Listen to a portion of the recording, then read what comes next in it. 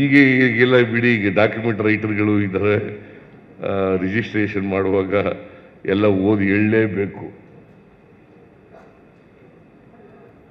ನಮ್ಮ ಅಪ್ಪನಿಗೆ ದಾರಿ ತಪ್ಪಿಸ್ಬಿಟ್ಟಿದ್ರು ಅವರು, ಶಾನ್ಭೋಗ. ನನಗೆ ತಾಲೂಕು ಬೋರ್ಡ್ಗೆ ಎಲೆಕ್ಷನ್ ನಿಂತ್ಕೊಳ್ಬೇಕಾದ್ರೆ 1978ನಲ್ಲಿ ನಮ್ಮಪ್ಪ ನಮ್ಮೂರು ಶಾನ್ಭೋಗನ ಕೇಳ್ಕೊ ಬಂದಿದ್ದಾನೆ. ನಮ್ಮ ಮಗನ ತಾಲೂಕು ಬೋರ್ಡ್ ನಿಂತ್ಕೋಬೇಕು ಅಂತ ಇದ್ದಾನೆ, ನಿಲ್ಲಿಸ್ಲೋ ಬೇಡವೋ ಅಂತ ಕೇಳಿದ್ದಾನೆ.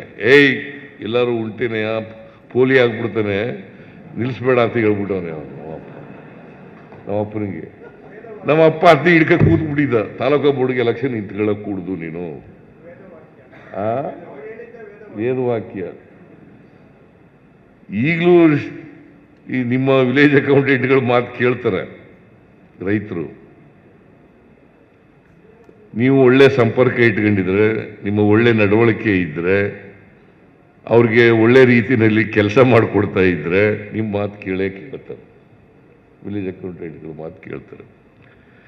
ಅಲ್ಲಿ ಶಾನ್ಭೋಗ ಏನು ಹೇಳ್ಬಿಟ್ಟು, ನಾವು ಅಪ್ಪನ ಶಾನ್ಭೋಗನ ಮಾತು ಕೇಳ್ಕೊಂಡು ನಾವು ಊರನ್ನೆಲ್ಲ ಪಂಚಾಯತಿ ಸೇರಿಸ್ಬೇಕಾ ಬಂತು. ನಾನು ಲಾಯರ್ ಆಗಿದ್ದೆ ಆಗ 1978ನಲ್ಲಿ. ನಮ್ಮ ಅಪ್ಪನ ಒಪ್ಸೋಕ್ಕೆ ಭಾರಿ ಕಷ್ಟಪಡ್ಬೇಕಾಯ್ತು ನಾನು, ತಾಲೂಕು ಬೋರ್ಡ್ ಎಲೆಕ್ಷನ್ ನಿಂತ್ಕೊಳ್ಳೋಕ್ಕೆ. ಆಮೇಲೆ ದುಡ್ಡು ಒಂದು ಪೈಸಾ ಕೊಡೋಗಿಲ್ಲ, ನಿಂತ್ಕೋ ಅಂತ ಹೇಳಿ ಕೊನೆಗೆ ಒಪ್ಕೊಂಡು ನಿಂತ್ಕೊಂಡು ಗೆದ್ದಾಯಿತು. 3,500 ರೂಪಾಯಿ ಆಗ ಗ್ರಾಮ ಪಂಚಾಯತ್ ತಾಲೂಕು ಬೋರ್ಡ್ ಎಲೆಕ್ಷನ್ಗೆ ಖರ್ಚಾಗಿತ್ತು. 3,500 ರೂಪಾಯಿ.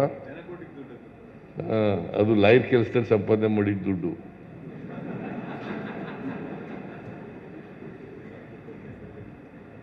ಬರೀ 3,500 ರೂಪಾಯಿ ಖರ್ಚಾಗಿತ್ತು. ಬಂದೆ ಒಂದು ಸ್ಕೂಟರ್ನಲ್ಲಿ, ನಾನು ಮಹೇಶ ಅಂತ ನಮ್ಮ ಪಕ್ಕದೂರವನಿದ್ದ, ಅವನು ಲಾಯರ್ ಆಗಿದ್ದ.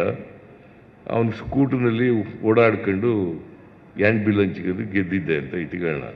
ಅಂದರೆ ಆ ಥರ ಶಾನ್ಭೋಗರು ಭಾಳ ಪ್ರಭಾವ ಬೀರ್ತಕ್ಕಂಥ ಶಾನ್ಭೋಗರುಗಳು ಇದ್ದರು.